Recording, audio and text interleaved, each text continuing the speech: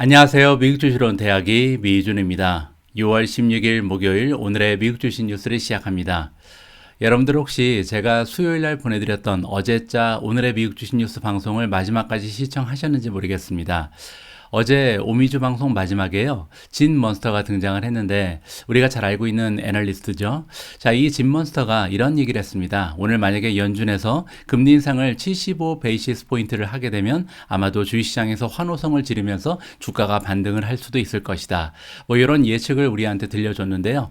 정말 거짓말처럼 오늘 연준에서는 기준 금리를 0.75% 포인트 올려줬고요. 그에 따라서 또 주식시장에서는 굉장히 좀 좋은 긍정적인 주가의 흐름이 발견되고 있습니다. 아무래도요, 진몬스터를 그 미주은에 한 번 더 초대를 해야 될 것 같습니다. 예전에 현금을 50% 정도 보유하고 있다고 해서 우리가 굉장히 충격을 받은 바가 있잖아요. 그런데 정말로 그 방송 나간 다음에 주식시장이 계속해서 좋지 않은 모습을 보여왔고 결국 진몬스터의 현금 50% 보유는 굉장히 적절한 그 전략이었던 것으로 증명이 됐죠. 자, 다시 한번 그 전문가를 모셔서 앞으로의 시장 전망을 들어볼 수 있도록 제가 노력을 해보도록 하겠습니다. 자, 그러면 6월 16일 연준의 금리 인상 소식으로 시작하는 오늘의 미국 주식 뉴스 바로 시작합니다. 자, 오늘도 미국 증시의 시황부터 살펴볼 텐데요. 최근에 제가 좀 그 몸이 좋지가 않습니다. 그래서 오늘 방송을 조금 일찍 녹화 시작을 했거든요. 자, 마감이 아직 1시간 정도 남아있는 시점에서 개별 종목의 성적표를 보니까요. 로쿠가 가장 좋습니다. 11% 넘게 주가가 올라가고 있고요. 로블록스가 9% 정도, 메르카도 리브레도 7.7% 올라가고 있습니다. 아이온큐도 7.27%, 레모네이도 7% 넘게 상승 중이고요. 스노우플레이크가 거의 7% 가까이, 그리고 유니티 소프트웨어 6.58, 클라우드 플레어도 6% 넘게 상승을 하고 있고요. C리미티드 6.2, UiPath가 6.2, 니오도 6% 이상 최근에 굉장히 좋은 모습을 보이고 있는 주식이 니오다 이렇게 볼 수가 있고 그 뒤를 이어서 코인베이스, 차지포인트, 크리스퍼, 애쉬 이런 종목들이요. 지금 힘을 내면서 주가가 상승 추세에 있다. 이렇게 정리가 가능합니다. 자, 반면 메가테크 기업들의 성적표도 좀 궁금하죠. 자, 오늘 보시면요. 굉장히 좋습니다. 기세가. 자, 넷플릭스 같은 경우는 거의 10% 가까이 치솟고 있는 상황이고요. 뭐 최근 들어서 광고 쪽으로 이제 비즈니스 모델을 전환하면서 아무래도 매출이 2차 성장의 시기가 다가올 수 있다. 이런 기대감이 좀 올라가고 있거든요. 그렇기 때문에 넷플릭스의 지금 퍼센티지가 올라가고 있다. 이렇게 정리가 가능하고요. 아마존이 4.9%, 테슬라도 4.7%는 올라갔습니다. 엔비디아 4.5, 메타 플랫폼즈가 3.35, 마이크로소프트 2.94, 구글도 2.9% 올라갔고요. 마지막으로 애플이 1.8%의 상승 추세를 보여주고 있습니다. 따라서 테크 주식 그리고 성장주 위주로 굉장히 분위기가 여태까지는 좋다. 물론 이제 앞으로 1시간 정도가 남았기 때문에 그 사이에 또 연준의 그 의장이 인터뷰를 하게 돼 있잖아요. 그러면 인터뷰 도중에 또 말실수를 한다거나 조금 부정적인 이야기가 전달을 되면 갑자기 분위기가 바뀔 수도 있다. 이렇게 여러분들께서 생각을 하셔야 될 것 같습니다. 자, 오늘 첫 번째로 전달해 드릴 뉴스는 당연히 기준금리 인상 소식이겠죠. 자, 보시는 것처럼 페더럴 리저브, 연방준비제도라고 우리가 부르죠. 연준에서 하이크를 했다는 것은 올렸다는 겁니다. 그래서 자, 레이트를 올렸는데 75 베이시스 포인트를 올렸다. 베이시스 포인트는 0.01%잖아요. 따라서 0.75%를 한 번에 올려버렸다라고 지금 기사의 제목에서 알려주고 있습니다. 자, 구체적인 내용을 한번 읽어보시죠. 자, 연준에서 이번에 키 폴리시 레이트, 우리가 기준금리 라고 부르는 것을 올렸는데 75 베이시스 포인트를 수요일날 올렸다라고 나와 있고요. 자, 75 베이시스 포인트 올린 게 어느 정도로 좀 급작스러운 일이냐면요. 1994년 이후에 첫 번째로 있었던 가장 높은 수치의 상승분이다. 이렇게 해석을 해볼 수가 있습니다. 1994년이면 뭐 28년 전이잖아요. 따라서 한 30년 만에 최고의 기준금리 인상, 따라서 역사적인 일이 올해 들어서 정말 많이 발생하고 있다. 이렇게 우리가 정리를 해볼 수가 있겠죠. 자, 볼드 무브가 나타났다. 볼드 무브는 굉장히 대담한 그런 움직임을 얘기합니다. 자, 이번에 연준에서 굉장히 대담한 횡보를 결정을 하게 됐는데 그 이유가, 그 근거가 여기 좀 설명이 되어 있습니다. 자, 이렇게까지 연준에서 75 베이시스 포인트나 갑자기 기준금리를 상승할 수밖에 없는 그런 이유가 뭐냐면요. 바로 서플라이 디맨드의 그 상황이 지금 밸런스가 맞지 않기 때문입니다. 서플라이 디맨드는요. 우리가 보통 수요 공급이라고 부르는 거죠. 여러분들 잘 알고 계신 것처럼 수요와 공급이 이제 적절하게 이루어져서 가격을 형성하잖아요. 자, 그런데 지난 몇 달 동안, 심지어는 한 1년, 2년 동안 이 서플라이에 엄청난 문제가 생겼죠. 왜냐하면 처음에는 팬데믹의 영향으로 인해서 공급망이 완전히 망가졌잖아요. 그리고 나서 공급망이 회복될 쯤 돼서 이제 전쟁이 일어났습니다. 따라서 전쟁의 영향으로 인해서 뭐 밀 가격이라든지 원유 가격이라든지 여러 가지 굉장히 좀 그 가격이 치솟는 그런 추세를 발견할 수 있었죠. 거기에다가 이제 엎친 데 겹친 격으로 중국에서 2차 봉쇄령이 내려졌습니다. 그래서 이 팬데믹이 다시 한번 뭐 팽창이 되면서 록다운이 다시 중국에 굉장히 심하게 나타났잖아요. 자, 이렇게 여러 가지 복합적인 이유로 인해서 서플라이가 회복될 기미를 보이지 못하고 있는 겁니다. 따라서 언제까지나 계속 이 서플라이 공급이 회복되기를 기다릴 수는 없기 때문에 결국은 디맨드, 즉 그 우리가 보통 수요라고 부르는 이 수요를 건드릴 수밖에 없게 되는 거죠. 자, 여기 나와 있는 것처럼 인터레스트 레이트, 즉 기준 금리를 올리게 되면요, 어떤 효과가 발생하게 되냐면 이 사람들이 돈을 빌리는 것이 굉장히 좀 비싸진다. 왜냐하면 이자가 올라가게 되잖아요. 이렇게 이자가 올라가게 되면 아무래도 소비자들 그리고 이 기업을 운영하는 사람들 입장에서는 비용이 굉장히 현저하게 증가할 가능성이 높아지는 거죠. 자, 거기에다가 금융의 그런 그 전반적인 컨디션이 좀 타이트하게 진행이 되고 그 스펜딩, 즉 지출이라고 부르는 건데 이 지출이 다른 말로 하면 결국 이 수요잖아요. 수요가 계속해서 감소할 가능성이 굉장히 높다. 이런 효과를 우리가 기대하고 기준금리를 올렸다. 이렇게 이해하시면 됩니다. 따라서 결과적으로 우리가 지금 기대하는 것은 수요가 감소되면서 인플레이션이 저하될 것이다. 이렇게 마무리를 하면 좋겠죠. 자, 그래서 오늘 이렇게 0.75% 갑자기 기준금리를 상승시키면서 현재 페더럴 펀드 레이트, 즉 기준금리는 어디까지 왔냐면요, 1.5에서 1.75 사이를 지금 기록하고 있다. 이렇게 마무리가 가능합니다. 자, 과연 1.5에서 1.75%에 형성되어 있는 지금 현재 기준금리가 어디까지 올라가게 될런지 우리가 계속해서 투자하는 입장에서는요, 관심을 가지고 모니터링할 필요성이 있을 것 같습니다.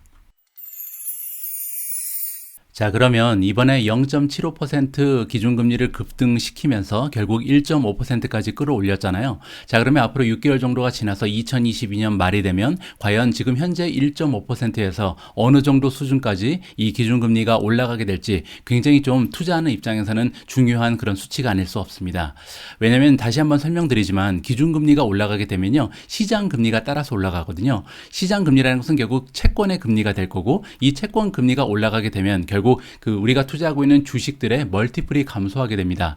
따라서 이 멀티플이 줄어들게 되면 주식이 떨어질 수밖에 없잖아요. 따라서 그런 의미 때문에 우리가 계속해서 기준금리의 변동에 관심을 가지고 모니터링을 해야 된다. 이렇게 설명을 드릴 수가 있는 거죠.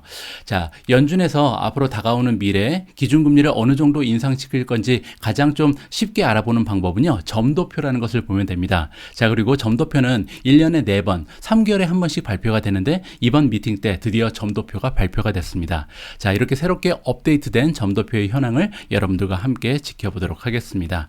자, 뭐 대부분의 탑 오피셜, 그러니까 연준을 이끌고 있는 그 의원들이 있잖아요. 이 의원들이 자기가 생각하는 그 예상치를 점으로 하나씩 한 명씩 찍는 게 바로 그 점도표거든요. 자, 그런데 그중에 대부분 사람들이 어떻게 예상을 하고 있냐면 연준의 기준 금리가 2022년 말이 되면 3.25%까지 올라갈 것이다. 이게 지금 가장 대다수가 예측하고 있는 수치라고 우리가 정리를 하면 될 것 같습니다. 자, 그리고 또 한 가지의 수치가 있는데요. 폴리스 메이커 중에 지금 적어도 3%까지는 올려야 된다고 생각하는 사람이 모두다. 따라서 지금 2022년 말이 됐을 때 3%가 되지 않을 거라고 생각하는 연준 의원은 단 한 명도 없다. 이렇게 우리가 정리가 가능합니다. 이 부분은 굉장히 중요하거든요. 따라서 지금 시장 참여자들 입장에서도 2022년이 되면 말이 되면 결국 기준금리는 적어도 아무리 못해도 3%까지는 올라가겠구나라고 지금 시장의 기대감이 거기에 맞춰져 있다. 이렇게 이해를 하시면 될 것 같습니다. 자, 그리고 한 명은요, 뭐라고 포캐스트를 했냐면 4% 가까이까지 올릴 가능성이 있다라고 단 한 명의 의원이 얘기를 해줬다. 이렇게 정리가 가능하고요. 자, 이렇게 3.25%라는 숫자가 나타나게 된 것은 저번에, 그러니까 아까 제가 말씀드린 것처럼 점도표는 3개월에 한 번씩 발표를 한다 그랬잖아요. 그 3개월 전하고 비교하면 굉장히 많은 폭으로 상승한 수치다. 이렇게 정리가 가능합니다. 자, 마지막으로 이렇게 3.25%라는 수치를 우리가 알 수 있는 있는 이유가 뭐냐면 페드에서 흔히 얘기하는 닷 플롯, 우리가 한국말로는 점도표라고 부르는 것을 3개월에 한 번씩 발표하기 때문이고, 여기에 보면 이 그 미래의 기대치에 대한 그 정리가 되어 있다. 이 핵심이 딱 정리가 된다라고 해석이 가능한 거죠. 자, 그러면 3.25%라는 그 수치가 올 말까지 올라가게 되면 주식 시장에는 어떠한 영향을 미치게 될지 우리 투자자들 입장에서는 고민하고 공부하고 학습하면서 앞으로 우리의 대응 전략을 세우면 되겠다. 이렇게 정리를 해드리고 싶습니다. 자, 제가 이번 FOMC 미팅 관련해서 굉장히 흥미진진한 기사 하나를 발견을 했거든요. 그래서 여러분들께 잠시 소개를 드릴까 합니다. 자, 이번 기사가 왜 재밌냐면요. 지난 5월 4일, 그러니까 한 달 전에 연준에서 이제 FOMC 미팅이 끝나고 나서 성명서를 발표했습니다. 그런데 그 성명서랑 오늘 발표된 성명서를 비교를 하는 거예요. 그래서 연준의 말이 어떻게 바뀌었는지, 그들이 지금 좀 생각이 바뀐 부분을 우리가 파악해 볼 수 있다는 점에서 굉장히 재미있는 기사라고 생각을 했습니다. 총 3군데 정도에 우리가 좀 관심을 가지고 지켜보면 좋을 것 같은데요. 첫 번째 부분은 뭐냐면 여기 두 줄을 지워버렸잖아요. 어떤 부분이냐면 household의 spending, 즉 가계의 지출, 그리고 두 번째는 기업이 지금 그 투자하는 부분이 굉장히 강력하다라는 말이 지난달에 있었는데 여기를 삭제를 해버렸습니다. 그 의미는 다시 얘기해서 지금 연준이 판단할 때 가계의 지출이라든지 아니면 기업에서 투자가 조금은 둔화되는 추세에 있다라고 우리가 좀 예측을 해볼 수가 있다는 거죠. 이 부분이 첫 번째고요. 자, 두 번째 좀 관심을 가질 만한 부분은 뭐냐면 여기에 decline substantially가 있고, 그리고 이걸 지워버리고 remained low로 바꿔버렸잖아요. 자, 어떤 부분을 지금 설명하는 거였냐면 이 unemployment rate였습니다. 우리가 보통 실업률이라고 부르는 거죠. 그러니까 실업률이 굉장히 큰 폭으로 감소를 했다라고 지난달에 얘기했거든요. 그런데 이걸 지워버리고 아직까지 실업률은 낮은 편이다. 따라서 이제 실업률이 어떻게 보면 조금씩 상승할 가능성까지 우리가 좀 생각해 볼 수가 있겠죠. 그래서 그 전달까지는 불과 한 달 전만 해도 실업률이 계속 감소한다라고 자랑을 했었는데 더 이상은 그렇게 얘기할 처지는 아니다라고 생각해도 좀 과언이 아닌 것 같습니다. 자, 마지막 부분이 굉장히 중요한데요. 여기 좀 4줄 가까이 쫙쫙쫙 지워버린 부분이 있잖아요. 도대체 무슨 얘기를 했는데 이거를 아예 삭제를 해버렸는지 우리가 좀 관심을 가질 만하죠. 자, 여기 보시면 커미티에서, 즉 연준에서는 어떻게 기대를 하고 있는지 얘기를 해주고 있는데, 인플레이션이 2%의 우리가 가지고 있는 목표로 다시 돌아갈 것이다라고 우리는 기대한다라고 얘기했습니다. 자, 여기를 지웠다는 얘기는 뭐냐면요. 2%로 돌아가지 못할 것이라는 얘기죠. 만약에 아직까지도 연준에서 우리가 좀 열심히 일하면, 우리가 지금 적절한 조치를 취하면 인플레이션이 다시 2%로 돌아갈 거라고 생각했다면 이 구절을 굳이 삭제할 필요가 없었겠죠. 자, 그런데 지난달에는 있었던 이 구절을 빼버렸다는 얘기는요. 당분간 2%는 좀 물 건너갔다. 그래서 인플레이션이 당분간은 2%보다는 훨씬 높은 수치에서 유지가 될 가능성이 높다라는 것을 연준에서 다시 한번 확인해 줬다고 우리가 생각해도 좋을 것 같습니다. 저는 개인적으로요, 오늘 0.75% 연준이 이 기준금리를 올린 것은요, 하나의 승부수를 던졌다, 이렇게 우리가 이해를 하면 좋을 것 같습니다. 제가 왜 승부수라는 얘기를 했냐면요, 지금 현재 주가가 막 올라가고 있잖아요. 주식시장에서 오히려 0.75% 주식 기준금리를 상승한 것을 좀 환영하고 있는 분위기죠. 그 이유는 뭐냐면요, 주식 투자자들이 이렇게 생각하는 거예요. 연준이 화가 났구나.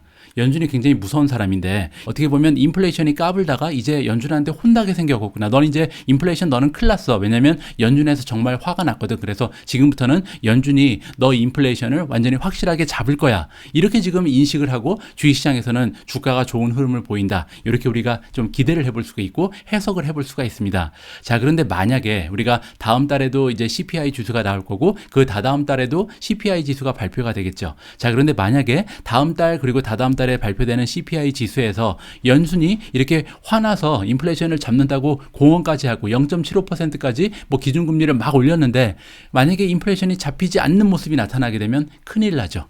자, 그러면 제 생각에는 주식시장이 정말 큰 폭으로 2차 폭락을 보일 가능성도 굉장히 높다고 봅니다. 따라서 그런 의미에서 제가 지금 이번에 0.75% 기준금리가 상승된 것은요, 일종의 승부처다. 그래서 이번 승부처를 기준으로 해서 만약에 인플레이션이 잡히게 되면 주식시장은 어떻게 보면 하나의 그 바닥을 찍고 올라갈 수 있는 기회가 될 수도 있고요. 만약에 인플레이션이 잡히지 못하는 모습을 보여주게 되면 연준에서는 이제 인플레이션에 대항할 만한 툴이 없구나. 그러니까 어떻게 보면 인플레이션의 상대가 되지 않는구나. 연준은 너무 약하구나. 이렇게 지금 투자자들이 인식을 하게 되면 정말 큰일 났다라고 정리를 하는 것이 맞는 것 같습니다. 자, 어제 미국에서는요, 우리가 관심을 가질 만한 그 경제 지표 하나가 발표가 됐는데요. 뭐냐면 리테일 세일즈입니다. 자, 리테일 세일즈 매출이잖아요. 근데 여기 이제 리테일이라는 것은 온라인 그리고 오프라인 리테일을 모두 포함한다. 이렇게 보시면 되고요. 자, 미국의 리테일 매출이 unexpected니까 기대치도 않게, 그러니까 생각지도 못하게 0.3%가 떨어졌다라고 얘기합니다. 자, 이게 무슨 얘기냐면요. 4월 달에 비해서 5월 달에 오히려 리테일의 매출이 떨어졌다. 원래는 이제 올라갈 것으로 기대를 하고 있었거든요. 자, 계속해서 한번 읽어보시죠. 자, 이번에 5월 달에 리테일의 매출이 떨어진 것은 올해 들어서 처음 있는 일이다. 따라서 1월 달부터 5월 달까지 원래 계속해서 상승 곡선을 그리고 있었던 것이 리테일의 매출이었다. 근데 처음으로 이제 정점을 찍고 하향 추세를 보인다. 이렇게 우리가 이해를 해볼 수가 있겠죠. 자, 그리고 시장의 포캐스트에 비해서는 0.2% 올라가는 게 목표였거든요. 뭐 예측치가 0.2%였는데 0.3이나 떨어졌다는 것은 오히려 한 0.5% 정도 오차가 났다. 이렇게 생각할 수 있으니까 생각보다 좀 예상치에 비해서 많이 떨어진 거죠. 자, 그리고 4월 달은 이제 수정된 수치가 0.7% 상승이었습니다. 따라서 한 달 만에 굉장히 많이 변화가 생긴 거죠. 불과 한 달 전만 해도 전달에 비해서 0.7%가 올라갔는데 이번에 5월 달을 보니까 4월에 비해서 0.3%가 오히려 하락을 한 추세를 보이고 있습니다. 자, 그 이유가 궁금해지죠. 자, 첫 번째로 인플레이션이 너무나 거세게 나타나고, 그리고 가솔린, 즉 휘발유의 가격도 굉장히 많이 뛰고 있잖아요. 거기에 우리가 좀 이자율이 올라가면서 아무래도 대출에 대한 부담이 많이 되고 있습니다. 신용카드를 사용한다거나 이런 게 좀 힘들어지고 있죠. 자, 이렇게 복합적인 이유 때문에 아무래도 지출이 줄어든 것이다. 특히 어떤 부분에서 지출이 많이 줄어들었냐면요. non-essential goods, 그러니까 굳이 삶을 영위하는데 꼭 사지 않아도 되는 거 있잖아요. 우리가 보통 필수 소비재가 아니라 임의 소비재라고 부르는 거, 그런 쪽에서 많은 타격이 있었다라고 이해가 가능합니다. 뭐 대표적인 게 자동차겠죠. 자, 여기 나와 있는 것처럼 자동차의 매출이요, 지금 어느 정도로 떨어졌냐면 4%가 떨어졌다고 합니다. biggest decline, 그러니까 정말 유례 없이 굉장하게 많이 떨어졌다. 이렇게 우리가 이해를 해볼 수가 있겠죠. 자, 자동차 말고 떨어진 게 또 있는데요. 바로 가전제품입니다. 우리는 이미 잘 알고 있는 것처럼 이것 때문에 이제 반도체 주식이 좋지가 않은 거잖아요. 왜냐면 이 가전제품에 많이 들어가는 게 반도체라고 볼 수가 있는데, 이런 부분에서 지금 소비자에 관련된, 소비자 엔드마켓에 관련된 반도체 주가들이 굉장히 많이 흔들리고 있다. 그 이유는 여기 보시는 것처럼 5월 달에 들어서 매출이 1.3% 정도 떨어지고 있다라고 이해를 하시면 될 것 같습니다. 자, 논스토어 리테일, 그러니까 스토어가 없다는 얘기죠. 이게 바로 이커머스죠. 그러니까 이커머스가 1% 정도 하락했다는 것은요, 예를 들어서 여러분들이 만약에 소피파이나 아니면 아마존에 투자하고 계신다면, 5월 달에 이 기업들 소피파이나 아니면 아마존의 매출이 그렇게 좋지 않았겠구나, 전달에 비해서 1% 떨어졌구나 라고 이해를 하시면 될 것 같습니다. 자, 반면에 리테일 세일즈가 올라간 부분이 있는데요. 뭐 어딘지 우리가 좀 짐작을 해볼 수가 있겠죠. 첫 번째는 가솔린 스테이션입니다. 주유소죠. 주유소 4% 올라갔고요. 또 하나는 이 푸드 앤 베브리지 스토어, 즉 식료품 가게를 얘기합니다. 뭐 슈퍼마켓 같은 데죠. 근데 아무래도 슈퍼마켓에서 팔고 있는 이 식료품은 우리가 이미 그 원자재 가격이 올라가면서 많이 급등하는 것을 알고 있죠. 따라서 여기에 지금 가솔린 가격이 올라가고 그 다음에 식료품 가격이 올라갔기 때문에 플러스를 보인 거지, 결코 사람들이 많이 사서 올라간 것은 아니라는 것을 우리가 좀 기억을 해야 될 것 같습니다. 여기 나와 있는 것도 마찬가지죠. 푸드 서비스 그리고 드링크 플레이시즈라는 것은 레스토랑, 바 이런 걸 얘기하는데요. 사람들이 점점 더 많이 가서 이렇게 레스토랑의 매출이 올라간 것이 아니라 워낙 단가가 올라가서 그 가격이 올렸다는 거잖아요. 그래서 따라서 방문자 수는 줄어들 수도 있는데 가격 인상으로 인해서 0.7% 정도 전달에 비해서 오히려 매출이 상승했다. 이렇게 정리하는 게 맞습니다. 자, 마지막으로 만약에 그러면 자동차를 제외하면 어떻게 될까요? 왜냐하면 자동차가 큰 폭으로 떨어졌잖아요. 4%나 떨어졌기 때문에 자동차를 제외하고 나서 리테일 그 매출을 다시 한번 집계를 해보니까 전달에 비해서 0.5% 정도 올라가는 추세를 보였다. 자, 그리고 이번에는 가솔린도 뺐습니다. 가솔린 빼고 자동차 빼니까 0.1%가 올랐다 나와 있는데요. 여기는 이제 식료품이 들어갔죠. 그래서 식료품 때문에 그래도 플러스를 보였다라고 이해하시면 될 것 같습니다. 자, 아무튼 리테일이 흔들린다는 얘기는요, 전반적인 소비가 흔들린다, 이렇게 보시면 되죠. 소비자들이 지출을 조금 안 하고 있다, 이렇게 설명이 가능하겠죠. 여러분들 투자하시는데 참고하시면 좋을 것 같습니다.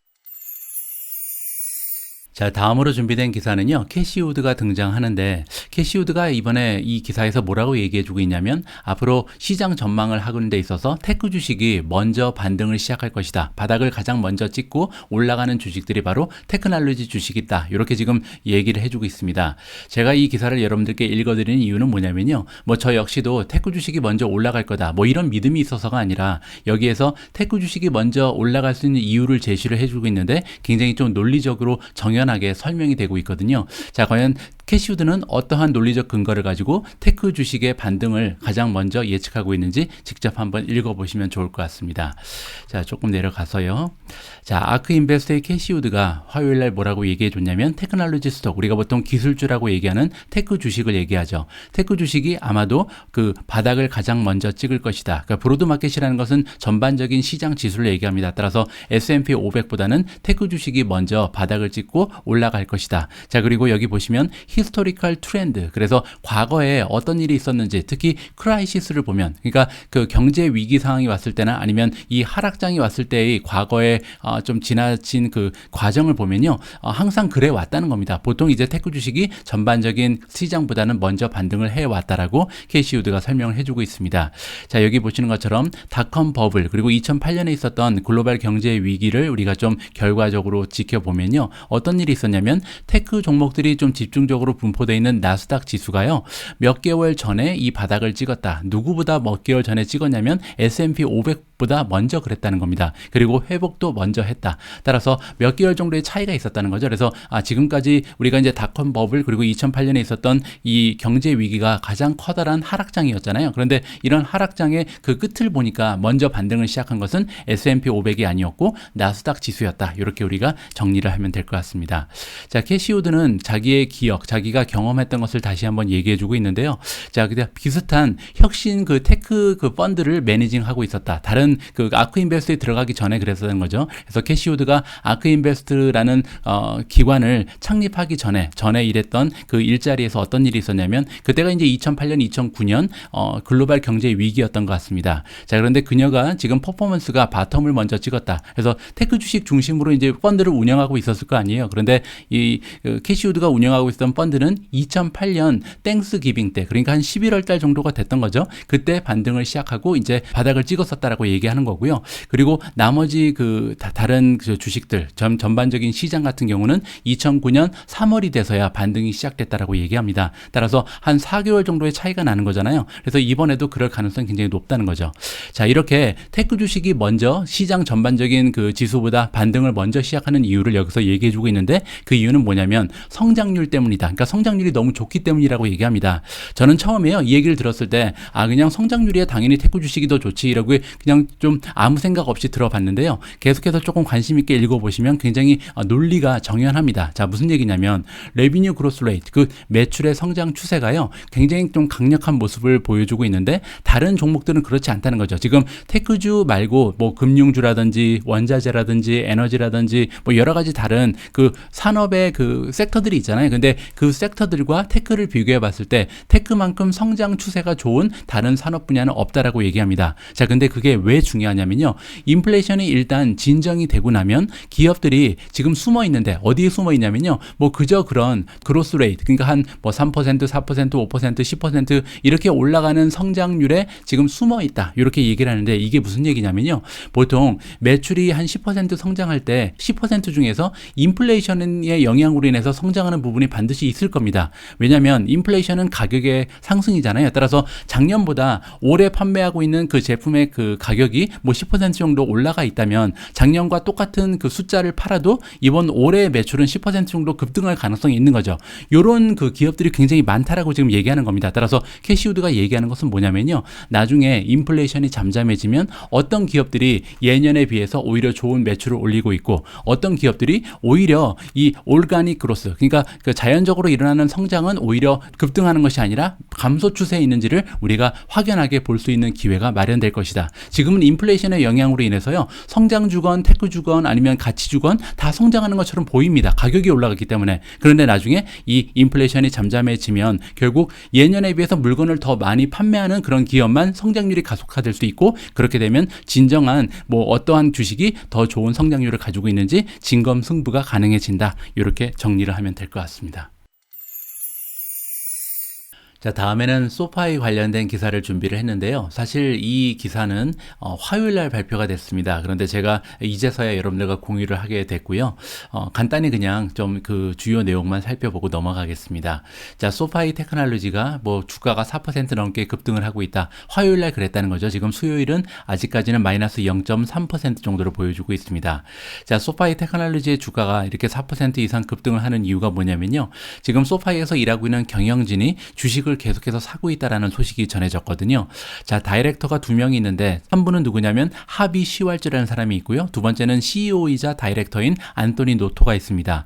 둘 다 주식을 굉장히 대량으로 매수하고 있거든요. 자, 일단 시왈츠 같은 경우는 53,500주를 이번에 매수했고요. 그리고 CEO인 안토니 노토 같은 경우는 46,500주를 담고 있습니다. 자, 이렇게 한 명도 아니고 2명이나 되는 경영진이 자기가 일하고 있는 그 기업의 주식을 이렇게 끌어 모으고 있다. 이 부분은 분명히 좀 호재라고 우리가 해석을 할 만하거든요. 따라서 지금 소파이에 투자하고 있는 그 투자자들 입장에서는 소파이의 경영진이 어느 정도 확신이 있구나. 비즈니스가 앞으로 좋아질 거라는 그런 기대감이 반영된 그런 행동이라고 좀 해석을 해도 좋을 것 같습니다. 자, 오늘 마지막으로 함께 읽어볼 기사는요, 시장의 전망에 관련된 그런 소식을 준비했습니다. 네드 데이비스 리서치라는 기관에서 이번에 주식 시장이 별로 좀 좋아 보이지 않는다. 적어도 단기간에 걸쳐서는 그렇다고 얘기를 해주고 있습니다. 그러면서 현금의 비중을 좀 올리는 것이 좋겠다. 과연 어떠한 논리를 가지고 있는지 이들의 미국 증시 예측을 함께 들어보도록 하겠습니다. 자, 인베스트먼트 펌, 투자 기관 네드 데이비스 리서치에서 이번에 even further니까 더 사이드라인으로 빠져나가고 있다. 사이드라인은요, 보통 주식시장을 빠져나가서 현금을 들고 좀 기다리고 있는, 대기하고 있는 그런 라인을 사이드라인이라고 합니다. 자, 여기 나와 있는 것처럼 슬라이딩 스톡 마켓, 지금 굉장히 좀 주식시장이 미끄러져서 떨어지고 있잖아요. 자, 이러한 그 모습을 봤을 때 아무래도 슬로잉 다운하고 있는 그런 추세가 보이지 않는다. 따라서 앞으로 단기적으로 봐서는 계속해서 주가가 끊임없이 떨어질 가능성이 굉장히 높아 보인다. 이렇게 정리가 가능합니다. 자, 전문가 이름이 나오는데요. 팀 헤이즈고, 이분은 이 기관 인베스트먼트 펌인 네드 데이비스 리서치의 글로벌 인베스트먼트 전략가라고 보시면 됩니다. 자, 이분의 의견에 따르면요, 지금 계속해서 한번 지켜봤다라고 얘기합니다. 그래서 어떤 점을 좀 지켜봤냐면 과연 브레이크 아웃으로 가는지 아니면 브레이크 다운으로 가는지 둘 중에 하나라고 생각을 했다는 거죠. 브레이크 아웃이라는 것은요, 탈출해 버리는 겁니다. 따라서 지금 조정장에서 갑자기 급등하면서 이 탈출을 하면서 반등하는 그런 모습을 보이게 될지, 아니면 브레이크 다운은 고장나는 거잖아요. 완전히 망가져 버리는 거죠. 그래서 폭락을 일으키게 될지 이 둘 중에 하나라고 생각하고 계속해서 지켜봤는데, 지금 전체적으로 글로벌적으로 이제 디클라인이 나타난다. 따라서 미국 증시뿐만 아니라 전 글로벌의 주식이 좋지가 않잖아요. 이런 모습을 봤을 때 아무래도 조금 더 현금의 비중을 높이는 것이 좋다라고 판단이 된다라고 그의 의견을 전달해주고 있습니다. 자, 브레이크 다운이 지금 이미 일어나고 있다. 따라서 조금 붕괴하는 모습을 보여주고 있다는 거죠. 자, 그래서 우리는 가지고 있는 자산의 5% 정도를 지금 주식에서 현금으로 더 이전시켰다라고 얘기를 합니다. 현재 2022년 들어서만 4번째로 주식을 지금 다운그레이드 한 거거든요. 따라서 계속해서 1월 달부터 지금까지 계속해서 전망이 더 어두워지고 있다. 이렇게 우리가 생각해 볼 수가 있겠죠. 현재 포트폴리오의 그 현황을 보니까 네드 데이비스 리서치 같은 경우는 50%의 자금을 주식시장에 넣어놓고 있고요. 지금 채권의 30% 그리고 20%를 현금으로 보유하고 있습니다. 따라서 10% 정도 오버웨이트이 되고 있다라고 나와 있죠. 그래서 원래는 한 10% 정도만 현금을 가지고 있는 게 정상적인 모습인데 한 10% 정도 오히려 현금을 올려놓은 상태다. 이렇게 이해가 가능하죠. 자, 지금 우리가 우리 자신한테 해야 되는, 투자자들이 가장 궁금해해야 하는 그런 질문이 하나 있는데요. 앞으로 계속 진행됨에 따라서 이게 세큘러 불 마켓인가, 이 세큘러 불 마켓이 아직까지 유효한가, 이 부분이 가장 중요하다라고 얘기합니다. 세큘러라는 것은 이제 구조적인 그런 뜻이잖아요. 구조적인 그 상승장이라는 얘기는 뭐냐면 우리가 보통 대세 상승장이라고 부르는 거죠. 대세 상승장이 뭐냐면 한 10년에 걸쳐서 끊임없이 쭉 올라가는 걸 얘기합니다. 근데 이 10년의 대세 상승장이 있으면 그 사이에 1년짜리, 2년짜리 이렇게 좀 순환이 일어나게 되잖아요. 이런 걸 우리가 사이클이라고 부르는 거죠. 자, 여기서 얘기하는 것은 지금 현재 나타나고 있는 이 하락장이 과연 대세 상승장 안에서 일어나고 있는 하나의 작은 사이클인지 아니면 대세 하락장인지 이걸 우리가 살펴봐야 된다는 거죠. 근데 아마도 이 기관 입장에서도 뚜렷하게 자신 있게 얘기할 수는 없는 것 같습니다. 자, 지금 보시는 것처럼 역사적인 그 평균치를 살펴보면 어떠한 일을 우리가 발견할 수 있냐면요. 에퀴티가, 그러니까 주식 시장이 지금 현재 뭐 S&P 500이 20% 넘게 떨어지고 막 이랬잖아요. 그러니까 더 이상 떨어지지는 않을 것이다. 그래서 지금 바닥을 찍은 것으로 우리가 생각해도 된다라는 얘기입니다. 자, 그런데 S&P 500이 지금 20% 정도 떨어졌으니까 다시 반등할 수 있다라고 얘기하는 것은요. 한 가지 전제가 있다는 거죠. 그 전제가 바로 지금 현재 우리가 겪고 있는 장이 대세 상승장이라는 것이 이게 전제가 되면 그렇다고 이해를 할 수가 있는 겁니다. 자, 그리고 사이클이 이제 일어나면서 이제 베어가 나타나게 되는데 조정장 아니면 우리가 베어 마켓이라고 얘기하는 거죠. 보통 대세 상승장 안에 들어가 있는 이 사이클의 하락장은요. 굉장히 좀 마일드하고 약하고 그래 짧게 일어나는 경우가 굉장히 많다라고 합니다. 반면에 이 세큘러 베어, 완전히 추세 자체가 대세 하락장인 경우, 그러니까 한 장기간에 걸쳐서 떨어지는 그 안에 있는 사이클 같은 경우는 굉장히 좀 심각하게 많이 떨어지고 장기간에 걸쳐서 나타날 가능성도 높다는 거죠. 따라서 이번에 하락장이 현재 한 6개월 정도 이어지고 있잖아요. 근데 이 6개월이 결국 마지막이 되고 다시 이제 반등을 하기 위해서는 현재 우리가 가고 있는 이 시기가 대세 상승장인가 아니면 대세 하락장인가 이것이 결정을 해줄 것이다. 이렇게 볼 수가 있는 거죠. 자, 지금 네드 데이비스 같은 경우는요. 2009년에 그 캐시의 보유량 이후에 가장 높은 현금 보유량을 가지고 있다라고 합니다. 그때 이제 20%를 가지고 있었다는 거죠. 따라서 2009년에는 20% 이상의 현금을 가지고 있었는데 그때를 제외하고는 현재 시장의 모습이 가장 불안해 보이는구나라고 우리가 좀 짐작을 해볼 수가 있습니다.